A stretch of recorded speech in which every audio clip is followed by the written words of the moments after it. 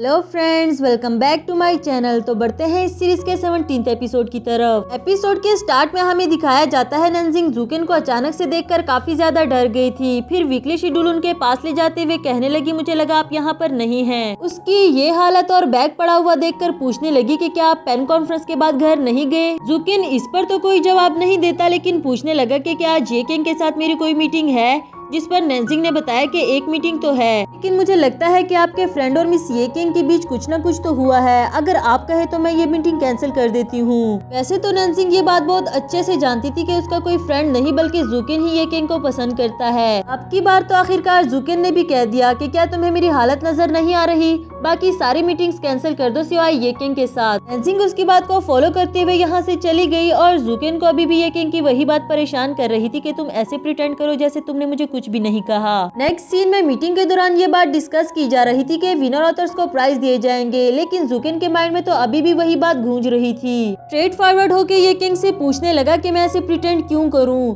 जिस पर मीटिंग के बाकी सब लोग भी उसे हैरानी से देखने लगे। ये किंग उसकी कंडीशन समझ जाती है और फौरन से ही मीटिंग कैंसिल कर दी, ये कहते हुए कि हम इस बारे में बाद में डिस्कस करेंगे। मीटिंग खत्म होने के बाद भी जूकिन अपने सवाल का जवाब मांगना चाह रहा था, लेकिन ये किंग बोली, तुम पेन कॉन्फ्रेंस के बाद घर नहीं गए ना, मैं ड्राइवर को बुला के तुम्हें घर भेजती हूँ। जूकिन ऐसे मानने वाला कहाँ था, इतनी कोशिश करने के बाद ही तो उसमें ये थोड़ी सी हिम्मत आई थी। आखिरकार ये किंग भी भड़क पड़ी कि अगर तुम कुलीग्स के सामने ऐसे ही बिहेव करते रहे तो हम दोनों एक साथ काम कैसे करेंगे, और अगर तुम चाहते हो कि मैं रिजाइन कर दूं तो ठीक है, मैं ये भी कर दूंगी। वहाँ से आने के बाद नंजिंग को अपने रूम में बुलाया। उसे बताती है कि नोवेल को लेकर मैं जुआन से पर्सनली मिलना चाहती हूँ, क्योंकि उसका कॉन्टेक्ट नंबर हमारे पास नहीं है, इसलिए तुम उसके साथ मेरी मीटिंग अरेंज करो। नंजिंग को मिस ये किंग काफी ज्यादा सैड लगी और वो वाकई ही इन बातों को लेकर काफी ज्यादा सैड थी। इसके बाद नंजिंग जुआन को कॉल लगाती है। उसे चिढ़ाते हुए कहने लगी, हेलो मिस्टर जुआन, मैं बैंक से कॉल कर रही हूँ। इस पर जुआन भी प्रिटेंड करते हुए बोला, सॉरी मिस, आपने रॉन्ग नंबर मिला दिया।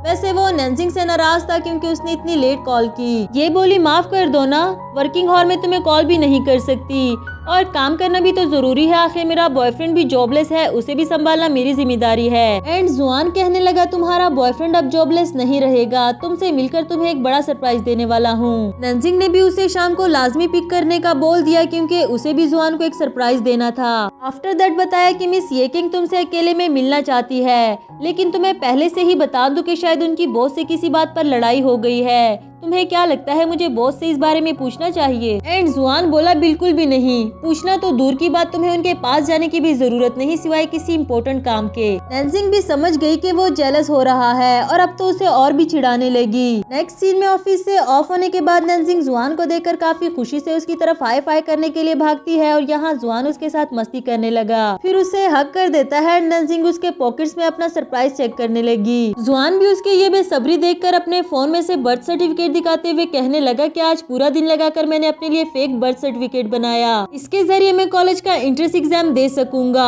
इंटेलिजेंट तो मैं वैसे भी हूँ, फिर देखना 3-4 साल के बाद ये कंपनी हमारी हो जाएगी। जूकिन और ये किंग को बाहर निकाल देंगे, फिर देखना यहाँ सिर्फ हमारे ही रूल्स चलेंगे। नंजिंग उस पर हंसकर ऐसा करने से मना करती है, जिस पर जुआन भी कहने लगा, हाँ मैं जानता था कि तुम ऐसा ही कहोगी, लेकिन कम से कम पढ़ने लिखने के बाद मैं जॉब तो कर सकूंगा ना। नंजिंग ने उसका बर्थ सर्टिफिकेट भी डिलीट कर दिया कि मैं अपने बॉयफ्रेंड को तो फीड कर ही सकती हूँ। अब चलो मेरे साथ, मुझे तुम्हें एक स्पेशल जगह दिखानी है। नेक्स्ट सीन में उसे अपने हाई स्कूल लेकर आई, साथ साथ उसे अपने कारनामे बताती है जो वो स्कूल टाइम में किया करती थी, और जुआन उसकी बातें सुन सुनकर उस पर हंसता रहा। फिर उसे अपनी क्लास दिखाने के लिए लाई और यहाँ एक स्टूडेंट की कहानी सुनाने लगी कि वो जब भी बोर्ड पर कोई सेंटेंस लिखता तो उसके आखिर में यू जरूर लिख देता था। हम में से कोई भी नहीं जानता था कि आखिर वो ऐसा क्यों करता है, लेकिन ग्रेजुएशन के बाद आखिर उसने उस लड़की को अपनी फीलिंग्स बता ही दी जिसके लिए वो यूं लिखा करता था। ये बात सुनकर जुआन भी फौरन से बोर्ड की तरफ जाता है और बोर्ड पर नंजिंग का नाम लिखकर उसके अराउंड दिल बना दिया। वो भी देखकर काफी ज्यादा खुश हुई। फिर बोर्ड के पास आकर अपने नाम के साथ जुआन का नाम लिखकर फिर से दिल बनाया। अब जुआन को तो उस पर इतना ज्यादा प्यार आया कि उसका हाथ पकड़कर उसे किस करने लगा, लेकिन हमेशा की तरह इस बार गार्ड के आ जाने की वजह से किस नहीं कर पाते।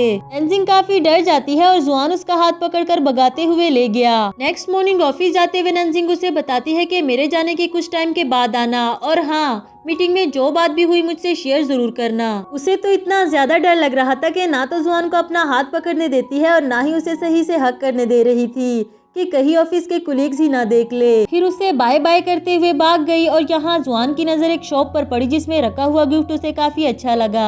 नेक्स्ट सीन में नंजिंग के लिए वही गिफ्ट लेकर पहुंच आया मिस ये केंग से मिलने के लिए, जहां इन्होंने कॉन्ट्रैक्ट के बारे में डिस्कस करना था। ये केंग ने बताया कि मैं जानना चाहती हूँ कि इस नॉवल में तुमने कितना कंट्रीब्यूट किया, क्योंकि नंजिंग का क्रिएटिविटी लेवल तो मैं पहले से ही जानती हूँ। अगर बात पैसों की आई तो यकीनन नंजिंग कभी भी तुमसे अपना शेयर नहीं मांग सकेगी, इसलिए मैं सब कुछ पहले से ही क्लियर करना चाहती हूँ। बिकॉज जो नॉवल तुम दोनों ने मिलकर लिखा है वो तो इस कंपनी में आने से पहले ही नंजिंग ने पब्लिक कर दिया था। उसे नंजिंग का लिखा हुआ नॉवल दिखाती है जिसमें उसने जुआन को विलन बनाया हुआ था और वो भी देखकर काफी ज्यादा शॉक्ड हो गया। बट इससे कहीं ज्यादा तो उसका दिल टूटा कि नंजिंग स्टार्ट से ही सब कुछ जानती थी लेकिन अब तक मुझसे झूठ बोलती रही। काफी स्पीचलेस होकर बगैर कुछ कहे वहाँ से जाने लगा और नंजिंग की तरफ तो देखा भी नहीं। इधर नंजिंग भी उसे ऐसे जाता हुआ देखकर उसके पीछे भागती है, उससे बात करने की कोशिश करती है, पूछने लगी कि मिस ये केंग ने तुमसे क्या कहा। जुआन उसकी सुने बगैर कहने लगा, सच सच बताओ मैं कौन हूँ, मेरे यहाँ आने से पहले तुम जानती थी ना कि मैं कौन हूँ। तो एट लास्ट में एग्जिस्ट ही नहीं करता, मैं एक फिक्शनल कैरेक्टर हूँ, एक डेविल जिसे तुमने लिखा।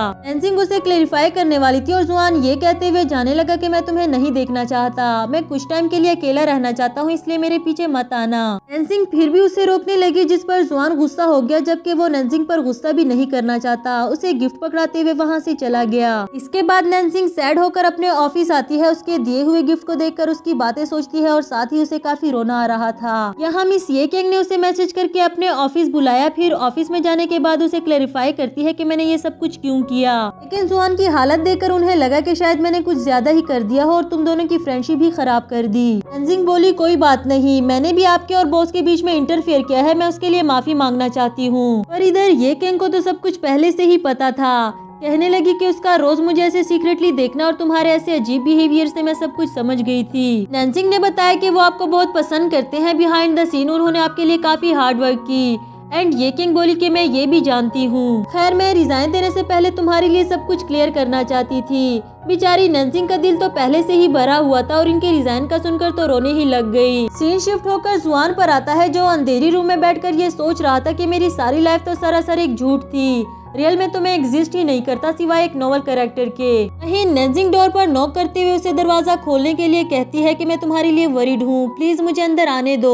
जुआन दरवाजे के पास ही बैठा उसे सुन रहा था मगर उसके लिए दरवाजा नहीं खोलता और नंजिंग को लगा कि शायद वो घर पर नहीं है इसलिए अपने घर चली गई। इधर मॉम ने नंजिंग के लिए उसकी फेवरेट डिश बनाई थी लेकिन नंजिंग कहने लगी कि मुझे भूख नहीं है, कुछ टाइम वॉक करने के लिए बाहर जाना चाहती हूँ, आप अकेले ही खा लेना। फिर बाहर ही खड़े जुआन के आने का वेट कर रही थी कि वो जैसे ही आएगा मैं उसे सब कुछ क्लियर कर दूंगी। यहाँ कुछ बच्चों को भी खेलते हुए देखती है। दूसरी तरफ जुआन आते हुए इसे खड़ा देख लेता है और इसे मिले बगैर अपना रास्ता चेंज करके अपने घर चला गया। ये सोचकर उसे अपनी इस हरकत पर काफी ज्यादा बुरा भी लगा कि मैं भी नंजिंग के साथ वही कर रहा हूँ जो इस दुनिया वालों ने किया। अपने टेडी बेयर को देखते हुए कहने लगा, मुझे ऐसे मत देखो, मैं उसे कोई सजा नहीं दे रहा, बल्कि मैं तो खुद भी नहीं जानता कि उसका सामना कैसे करूं उससे बात। मैं जानता हूं कि इस सारे मामले में उसकी कोई गलती नहीं है और फिर मैंने उसे थोड़ी कहा था कि वहां खड़े होकर मेरा वेट करे। अब वो जितना मर्जी चाहे नंजिंग को इग्नोर करे लेकिन उसे वहां खड़े भी तो नहीं छोड़ सकता। बैल्कनी से उसे देखने लगा। इधर नंजिंग ने इस बच्चे का मास्क ले लिया था जो कि अब घर जाते हुए उससे वापस मांग रहा था और नंजिंग थोड़ी देर और अपने पास रखने के लिए कहती है। बच्चे की मॉम भी मास्क वापस करने के लिए कहती है लेकिन वो कहने लगी कि मैं किसी का वेट कर रही हूँ, प्लीज इसे थोड़ी देर मेरे पास रहने दे। वही जुआन आ गया जिसे देखकर नंजिंग खुश हो जाती है और हमारा एपिसोड यहाँ पर खत्म हुआ।